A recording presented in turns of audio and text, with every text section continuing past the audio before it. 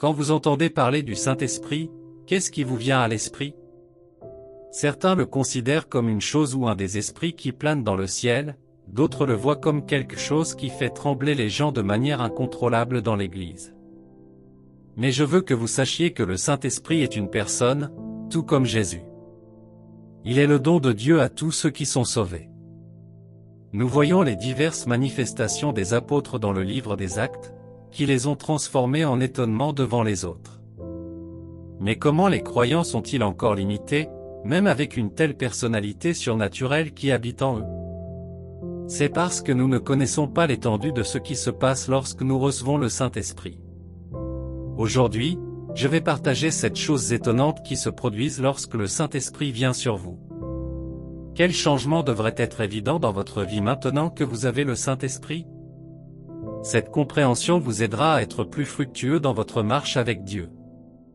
Avant de continuer, veuillez vous abonner à cette chaîne et cliquer sur le bouton de notification pour recevoir plus de vidéos inspirantes.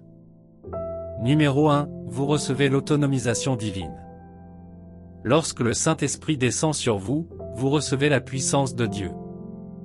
La Bible dit dans Actes 1:8, « Mais vous recevrez une puissance, le Saint-Esprit descendant sur vous, et vous serez mes témoins à Jérusalem, dans toute la Judée, dans la Samarie, et jusqu'aux extrémités du monde. » La condition pour recevoir la puissance de Dieu est la venue du Saint-Esprit sur vous. La puissance de Dieu que vous recevez a pour but premier d'être un témoin de Jésus. Prêcher, enseigner et guérir étaient les trois choses importantes que Jésus a faites pendant qu'il était sur terre. Avant son ascension, Jésus a ordonné à tous les croyants de faire les mêmes choses que lui, ce qui signifie que vous devez également sortir et prêcher l'Évangile, enseigner tous les hommes et guérir ceux qui sont malades, faisant de vous un témoin de Jésus maintenant sur terre. Jésus n'a fait aucune des œuvres qu'il a faites avant de recevoir la puissance de Dieu, ce qui implique que vous ne pouvez faire aucune des œuvres que Jésus vous a demandé de faire sans la puissance de Dieu. Le diable est le seigneur de ce monde et a sous sa garde tous ceux qui ne sont pas sauvés. Lorsque vous sortez pour prêcher aux non-sauvés, vous luttez simplement avec le diable pour arracher de ses mains ceux qu'il a gardés, les empêchant de voir la lumière de l'évangile de Christ. Lorsque vous sortez pour enseigner, vous luttez avec le diable pour délivrer ceux qui sont sous l'ignorance du diable. Lorsque vous sortez pour guérir, vous luttez également avec le diable pour délivrer ceux qui sont prisonniers de la maladie et des infirmités du diable. Lutter contre le diable exige de la puissance, c'est pourquoi le Saint-Esprit a été envoyé pour apporter la puissance de Dieu dans votre vie. Le but secondaire de la puissance de Dieu que vous recevez lorsque le Saint-Esprit vient sur vous est de l'utiliser contre le diable et ses cohortes lorsqu'il vous attaque.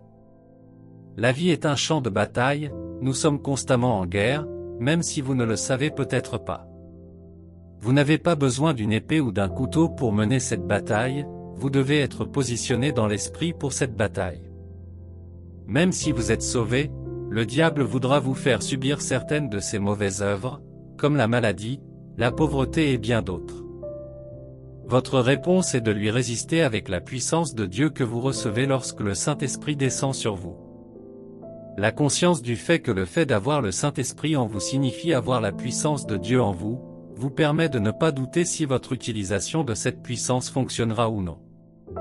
La puissance de Dieu, et non la puissance humaine, fait fonctionner cette puissance à chaque fois qu'elle est utilisée, car rien de ce que vous utilisez contre elle n'a plus de puissance que Dieu. Il y a une place pour la foi dans la puissance de Dieu. Le monde est rempli de méchanceté, et quiconque n'est pas du côté du diable mais combat son royaume doit être équipé de la puissance de Dieu pour vivre dans la victoire. Les disciples ont fait face à une opposition féroce lorsque l'Église primitive a commencé, ils ont été arrêtés, flagellés et insultés, mais rien de tout cela ne les a arrêtés ou découragés.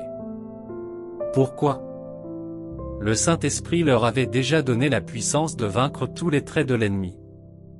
Vous savez maintenant que vous êtes en position de force. Il est temps d'exercer ce pouvoir et cette domination contre les œuvres des ténèbres qui vous entourent. Deuxièmement, vous avez accès à la vérité des Écritures. Connaître la vérité est la deuxième chose qui se produit lorsque le Saint-Esprit vient sur vous. Il est connu comme l'Esprit de vérité et vient sur vous. Dans un sens, connaître la vérité implique de comprendre la Bible au-delà des lettres. Dans un autre sens, connaître la vérité signifie comprendre les plans spécifiques de Dieu pour vous et votre destinée. La Bible dit dans Jean 16h13, « Quand le Consolateur viendra, l'Esprit de vérité, il vous conduira dans toute la vérité.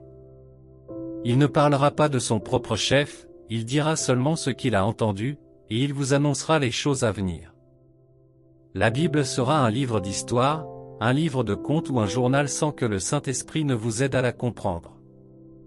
Les auteurs de la Bible ont écrit en étant inspirés par l'Esprit de Dieu, ce qui fait du Saint-Esprit l'auteur réel de la Sainte Bible. Lire la Bible en compagnie de l'auteur des livres de la Bible vous permet de connaître l'Esprit de Dieu dans les Écritures que vous lisez. Le Saint-Esprit a pour mission dans votre vie de vous guider vers la vérité de la Bible et de vous apprendre à connaître, en termes simples, les mystères du royaume de Dieu dans la Bible. Le Saint-Esprit est le guide ou l'enseignant caché en vous, et vous pouvez poser des questions chaque fois que vous lisez la Bible et que vous avez besoin de clarté sur certains aspects de votre lecture. Dieu vous a créé avec un plan et un objectif précis en tête. Dieu a déjà un processus et un calendrier particulier pour le plan et le but de votre vie. Vous êtes probablement à un moment de votre vie où vous ne savez pas quoi faire de votre vie, où vous installer, avec qui vous marier, à quelle église vous adresser, et bien d'autres choses encore. C'est vous qui ne savez pas quoi faire dans ces domaines, mais Dieu a déjà un plan pour chaque étape de votre vie depuis votre conception. La mission du Saint-Esprit en vous est de vous guider vers ce qui est dans l'Esprit de Dieu pour chaque étape de votre vie. Une chose qui sépare les croyants des non-croyants est la direction dans laquelle se trouve le plan spécifique de Dieu, dont le croyant jouit, tandis que les non-croyants sont occupés à vivre leur vie en devinant. Le Saint-Esprit connaît l'Esprit même de Dieu en raison de son union avec Dieu et reçoit de Dieu, en votre nom, ce que Dieu désire vous montrer afin que vous ayez une idée claire des domaines dans lesquels vous avez besoin d'une orientation. La maturité physique se démontre par votre indépendance dans la prise de décision de vie, la maturité spirituelle se voit par votre dépendance au Saint-Esprit pour diriger vos activités quotidiennes. La plupart des gens sont croyants, mais parce qu'ils ne savent pas que le Saint-Esprit est en eux pour les guider dans les plans de Dieu pour leur vie, ils réfléchissent et s'épuisent à essayer de tout comprendre. Au lieu de faire cela, consacrez-vous à des activités comme les prières qui vous permettent de rester sensible à ce que le Saint-Esprit dit sur les instructions spécifiques dont vous avez besoin. Le Saint-Esprit est un gentleman qui ne vous forcera pas à connaître le plan de Dieu pour vous, mais si vous vous tournez vers lui pour obtenir une direction, vous en obtiendrez toujours une. Arrêtez d'être anxieux. Arrêtez de rester éveillé toute la nuit à penser à ce qui va suivre. Recherchez plutôt la face de Dieu sur la question. C'est Dieu qui a fait les plans, et il est prêt à vous les révéler au bon moment par le Saint-Esprit qui est en vous, si vous êtes sensible à la direction de l'Esprit. Alors, engagez le Saint-Esprit lorsque vous étudiez la parole de Dieu pour plus de clarté, de précision et une application appropriée. Numéro 3, vous commencez à manifester le fruit de l'Esprit. Le Saint-Esprit a des fruits, les traits de caractère qui découlent naturellement de lui. La Bible dit dans Galates 5, 22-23, « Mais le fruit de l'Esprit, c'est l'amour, la joie, la paix, la patience, la bonté, la fidélité, la douceur, la tempérance, la loi n'est pas contre ces choses. » Avoir le Saint-Esprit, c'est avoir son fruit en vous, car le Saint-Esprit va partout avec ses fruits inhérents. Le fruit de l'Esprit a 9 attributs d'un style de vie pieux que le Saint-Esprit aide à développer dans la vie du croyant. Il y a des attributs d'une vie impie qui sont directement opposés à ceux d'une vie pieuse. De tels attributs impies sont appelés œuvres de la chair. Une personne non sauvée et gouvernée est liée par le diable pour faire des œuvres impies. Cet esclavage est évident lorsqu'une personne prend plusieurs résolutions du Nouvel An pour arrêter de mauvaises habitudes, mais finit par les reprendre après un certain temps. Cela se manifeste également dans la façon dont les gens commettent des actes mauvais et ne peuvent expliquer ce qui leur est arrivé pour faire de telles choses. La nature du péché dans chaque personne née dans ce monde ne peut être changée en une bonne nature que lorsqu'elle décide de donner sa vie à Jésus. Lorsque vous êtes sauvé, vous recevez une nature de justice pour remplacer la vieille nature qui vous a lié au péché. Ce changement de nature est évident dans la façon dont vous vivez votre vie maintenant et dans vos traits de caractère. Les modes de vie des croyants et des non-croyants sont différents et n'ont aucun point de rencontre. Le Saint-Esprit aide le croyant à vivre correctement en le guidant lorsque des occasions de péché se présentent, en s'assurant qu'il ne vit pas ou ne réagit pas comme les non-croyants, mais qu'il vit plutôt selon le fruit de l'Esprit en lui. Vous ne pouvez pas vivre correctement par vous-même sans l'aide et la direction de l'Esprit de Dieu. De nombreux croyants qui ne permettent pas au Saint-Esprit de les guider dans une vie correcte font honte à Christ. Nous avons vu des non-croyants qui, après avoir été témoins du comportement d'un croyant, promettent de ne jamais chercher le salut. Vous devez permettre au Saint-Esprit de vous guider dans une vie quotidienne juste pour le bien de votre relation avec l'Évangile de Christ. Le fruit de l'Esprit est ce que les gens devraient voir et reconnaître comme étant chrétiens. Vous ne pouvez pas haïr les gens ou être toujours déprimé et prétendre avoir Christ en vous. Le Saint-Esprit vous aide à marcher dans l'amour, à être patient avec les gens et à toujours être joyeux. Numéro 4, vous commencez à manifester les dons de l'Esprit. La quatrième chose qui se produit lorsque le Saint-Esprit vient sur vous est que vous devenez participant des dons de l'Esprit. Il y a 9 dons que le Saint-Esprit manifeste à travers les croyants qui ont reçu Christ.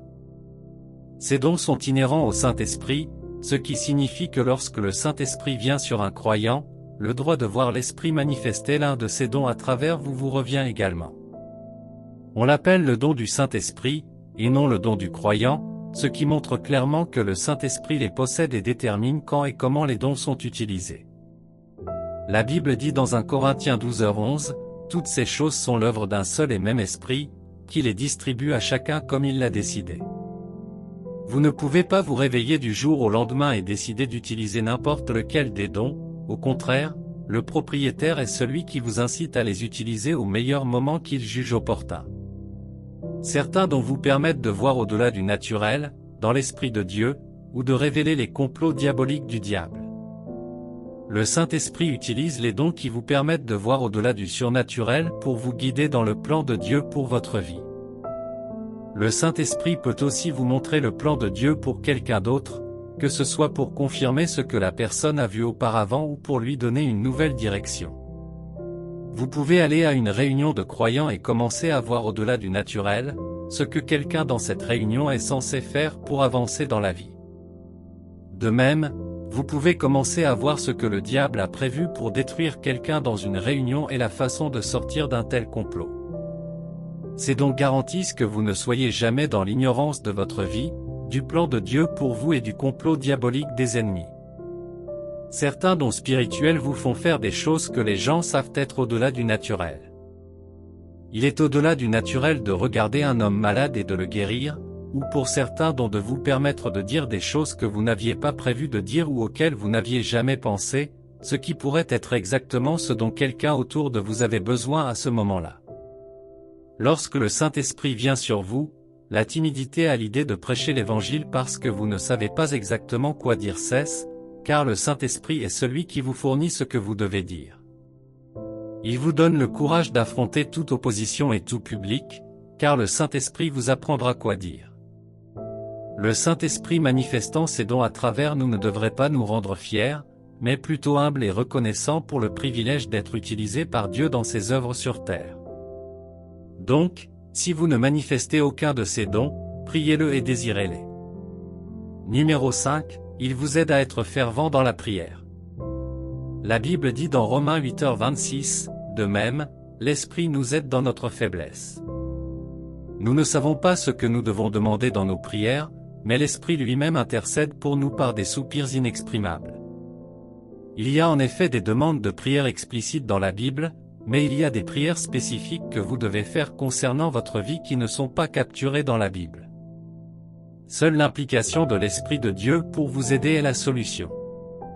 Prier avec l'aide du Saint-Esprit vous permettra de faire face à des problèmes dont vous n'avez même pas conscience des plans que le diable a contre vous et de régler les choses dans votre avenir avant que vous n'en arriviez là. Vous êtes limité à ce qui se passe et à ce qui se passera dans votre vie, mais l'Esprit de Dieu connaît le passé, le présent et l'avenir. Nous pouvons tous être limités dans la prière, mais l'Esprit sait tout. Il nous enseigne précisément ce pourquoi prier. Parfois, vous priez pour obtenir un emploi alors que vous devriez prier pour avoir la sagesse de démarrer une entreprise. Vous priez peut-être pour voyager vers un endroit, mais Dieu veut que vous restiez où vous êtes. Le Saint-Esprit aide à aligner correctement nos prières devant Dieu afin que nous puissions recevoir des réponses.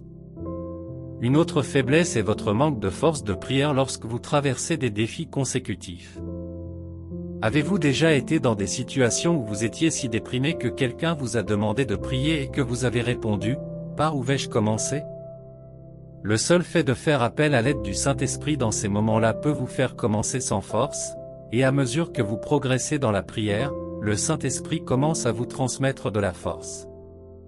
Au moment où vous avez terminé, vous ne pouvez même pas expliquer d'où vient cette force. Prier sans l'aide de l'Esprit vous limite, tandis que prier avec l'aide de l'Esprit vous rend illimité et rempli de force pendant le processus. L'aide de l'Esprit pour prier ne signifie pas que vous cessez d'avoir un temps de prière désigné ou que vous réduisez le temps passé dans la prière.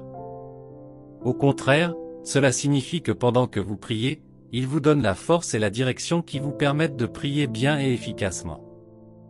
Parfois, vous pouvez prier sur un sujet, mais le Saint-Esprit rediriger votre attention vers un domaine plus critique de la vie qui doit être traité rapidement.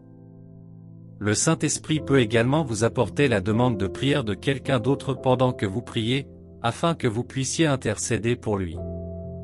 Parfois, il prend votre demande et la donne à quelqu'un d'autre pour qu'il prie pour vous. L'une des raisons pour lesquelles vous n'avez peut-être pas vu beaucoup de résultats dans la prière est que vous priez mal. Mais lorsque vous commencez à engager le Saint-Esprit, vous arrêtez de prier mal. Le Saint-Esprit aligne vos prières avec l'Esprit de Dieu. Il connaît l'Esprit de Dieu et vous guide pour prier des prières qui correspondent à la parole écrite de Dieu, car c'est lui qui a inspiré la parole de Dieu. Vous ne pouvez pas prier longtemps et efficacement sans l'aide de l'Esprit. Nous faisons également appel au Saint-Esprit dans nos prières en les bénissant par le parler en langue. Dans ce type de prière, le Saint-Esprit nous donne un langage que seul Dieu peut comprendre, un langage que ni le diable ni aucun homme ne peut interpréter. C'est une façon de prier avec l'assurance que vous priez correctement et que vous priez selon la volonté même de Dieu, ce qui rend les réponses inévitables. Numéro 6, il nous apporte du réconfort. Le Saint-Esprit vous réconforte pendant les épreuves, les persécutions et les troubles. L'un des noms du Saint-Esprit est le Consolateur, et c'est l'une de ses missions dans la vie d'un croyant. En tant que croyant, l'un de vos héritages est la persécution, car tant que vous êtes dans ce monde, vous serez quotidiennement confronté à la persécution, aux épreuves et à la souffrance pour l'amour de Christ. Le voyage du croyant n'est jamais facile ni rose, mais rempli de défis et de persécutions visant à vous fatiguer et à vous empêcher de suivre Jésus. Cependant, vous n'êtes pas laissé sans réconfort, le Saint-Esprit a été envoyé pour vous réconforter dans toutes ces épreuves. La Bible dit dans Jean 16h33, « Je vous ai dit ces choses, afin que vous ayez la paix en moi. Vous aurez des tribulations dans ce monde. Mais prenez courage, j'ai vaincu le monde. » Vous devez vous attendre à des tribulations, des persécutions et des ennuis, car votre Maître, Jésus, vous a promis que vous les auriez pendant que vous étiez encore sur terre. C'est une façon de participer à ce que Jésus a vécu pendant qu'il était sur terre. Le fait que tout le monde fasse quelque chose et que vous choisissiez de vous séparer fera entrer le diable dans les autres pour vous troubler et dire du mal de vous, même dans des endroits où vous ne pouvez pas vous défendre ou leur prouver qu'ils ont tort. Vous avez défendu la vérité dans votre bureau et vous avez été tellement persécuté que vous avez commencé à reconsidérer si vous devez céder à la pression et rejoindre les autres dans les actes pervers qu'ils commettent. Soyez encouragés et sachez que vous avez un consolateur en vous. Permettre au Saint-Esprit de vous réconforter vous fait commencer à voir les persécutions comme quelque chose dont vous devez vous réjouir, sachant que vous participez aux mêmes choses que Jésus et d'autres croyants du passé ont traversées. Le Saint-Esprit nous réconforte en nous faisant voir la joie et la récompense qui nous attendent. Parfois, il peut vous ouvrir les yeux pour voir la nuée de témoins se réjouir en vous voyant défendre la vérité, vous faisant vous réjouir même face à la persécution. Numéro 7, il renforce votre esprit, votre âme et votre corps. Vous pouvez éprouver de la faiblesse dans le corps, l'âme et l'esprit, mais la joie est que le Saint-Esprit peut vous fortifier dans tous les domaines de votre vie. La Bible dit dans Romains 8h11, « Et si l'Esprit de celui qui a ressuscité Jésus d'entre les morts habite en vous, celui qui a ressuscité Christ d'entre les morts rendra aussi la vie à vos corps mortels par son Esprit qui habite en vous. » Une preuve que le Saint-Esprit est venu sur vous est la disponibilité de la force lorsque vous êtes faible. Le Saint-Esprit en vous aide à renforcer votre corps lorsque vous êtes faible, quelle qu'en soit la cause, que ce soit la maladie, l'anxiété ou un travail acharné. Prendre un bon repos est l'une des réponses physiques habituelles que les gens utilisent pour reprendre des forces, mais dans les cas où vous avez un emploi du temps chargé et que vous ne pouvez pas vous reposer, une source fiable de force est de vous tourner vers l'Esprit de Dieu. Le Saint-Esprit en vous donnera de la force aux parties faibles de votre corps et les fera revivre. L'Esprit de Dieu a ressuscité Jésus d'entre les morts et apporte toujours la vie à tout ce qui est mort dans le corps de ceux qui l'ont en eux. Le Saint-Esprit donne également de la force à votre âme lorsqu'elle est faible. Peut-être êtes-vous découragé par la vie, manquez-vous de motivation pour aller de l'avant ou êtes-vous dépassé. Peut-être avez-vous de grandes aspirations pour l'année, mais en regardant la première moitié, vous réalisez que la plupart de ces aspirations sont loin de se réaliser, vous laissant faible. Le Saint-Esprit peut vous donner de la force et motiver votre esprit à se lever et à poursuivre ce que vous avez toujours prévu d'accomplir dans la vie. Il le fait en vous réconfortant, en vous ouvrant les yeux sur ce qui vous attend ou en vous rappelant les raisons pour lesquelles vous devriez vous lever et poursuivre vos activités une fois de plus. L'esprit est la seule des machines d'un homme, et s'il est faible, il affecte considérablement les deux autres parties de l'homme. Si votre esprit est faible, vous ne pourrez pas contrôler votre corps des désirs de la chair, auxquels il voudra naturellement s'adonner. De même, un esprit faible vous empêchera de renouveler et de transformer votre âme avec la parole de Dieu. Certains signes d'un esprit faible incluent la négligence dans la prière, la lecture de la parole de Dieu, l'évangélisation et la bonne vie, comme vous le faisiez autrefois. Il ne suffit pas d'être disposé à faire des choses spirituelles, car être disposé, mais avoir un esprit faible, fera prévaloir votre chair au lieu de votre esprit. Par exemple, vous pouvez être disposé à jeûner, mais si votre esprit est faible, vous céderez sûrement à la faim de votre chair. Il est essentiel de prendre conscience de la faiblesse de votre esprit et de faire appel au Saint-Esprit pour vous donner de la force afin de lui redonner l'énergie nécessaire pour faire ce que vous faisiez auparavant.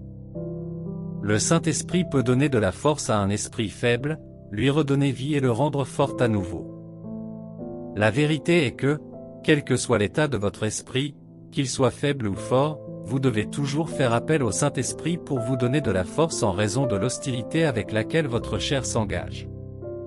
En conclusion, si le Saint-Esprit est venu sur vous, vous devriez avoir vécu ou vivre les 7 choses étonnantes dont nous avons parlé dans cette vidéo.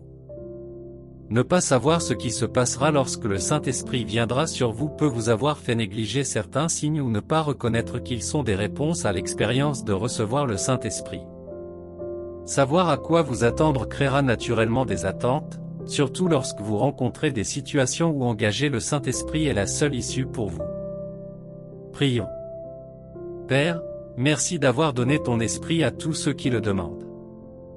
Merci pour le don précieux de ton esprit qui vit en moi et est toujours avec moi. Merci de ne pas m'avoir quitté mais d'avoir envoyé ton esprit pour être mon conseiller, mon aide, mon intercesseur, mon avocat, mon fortifiant et mon soutien. S'il te plaît, Père, pardonne-moi pour chaque fois que j'ai attristé ton esprit, que ce soit en désobéissant à ses directives ou en menant une vie de péché. Je confesse et reçois le pardon dès maintenant pour de tels actes de désobéissance. Je reconnais que j'ai reçu la puissance le jour où le Saint-Esprit est venu sur moi, et je te demande de m'aider à utiliser cette puissance pour prêcher l'Évangile aux non-sauvés, enseigner aux hommes le royaume de Dieu et guérir ceux qui sont opprimés par le diable. Je réprimande tout esprit de timidité et de peur qui voudrait me décourager d'utiliser cette puissance pour témoigner pour toi, et je demande la grâce d'atteindre tous ceux que je rencontre quotidiennement avec l'Évangile et la puissance de Dieu. Père, par ton Saint-Esprit en moi, enseigne-moi toutes choses et guide-moi dans toute la vérité. Ne me permets jamais d'être dans l'ignorance concernant tes plans pour ma vie, ni d'être confus à aucun moment lorsque je dois prendre des décisions concernant mon destin. Au lieu de cela, fais-moi entendre une voix derrière moi, me donnant des directives et me montrant quoi faire à tout moment. Père, aide-moi à être efficace dans ma vie de prière à partir de maintenant. Que ton esprit m'incite à prier, me fortifie dans mes prières et intercède avec des gémissements sans parole. Père, donne-moi la grâce de ne jamais abandonner mon corps au péché mais de toujours vivre le fruit de ton esprit en moi. Je reçois la grâce de dire non au péché et d'écouter l'Esprit de Dieu chaque fois que je suis tenté. Je déclare que parce que le Saint-Esprit est en moi, j'ai le fruit de l'Esprit et je le vis quotidiennement. Je déclare que le péché n'aura pas de domination sur moi. Seigneur, je remets ma vie pour qu'elle soit utilisée par ton Esprit pour manifester ses dons. Je désire ardemment et marche dans les manifestations de la parole de connaissance, de la parole de sagesse, du don de foi, des dons de guérison, de l'opération de miracles, de la prophétie, du discernement des esprits, des diverses sortes de langues et de l'interprétation des langues. Je promets de te donner toute la gloire lorsque tu manifesteras ces dons à travers moi. Père, par l'aide de ton esprit, réconforte-moi face aux défis, aux troubles, aux persécutions et aux épreuves. Aide mon cœur à ne pas faiblir ou à céder à la pression du monde pour pécher contre toi, mais aide mon cœur à être réconforté même face aux défis. Père, par le même esprit qui a ressuscité le Christ d'entre les morts, je demande à mon corps mortel de recevoir la vie et d'être libéré des maladies et des infirmités. Fortifie-moi avec puissance dans mon homme intérieur par ton esprit. Merci, Père, d'avoir entendu et exaucé mes prières. Au nom de Jésus, je prie. Amen. Si la vidéo vous a inspiré, veuillez vous abonner à cette chaîne et cliquer sur le bouton de notification pour recevoir plus de vidéos inspirantes.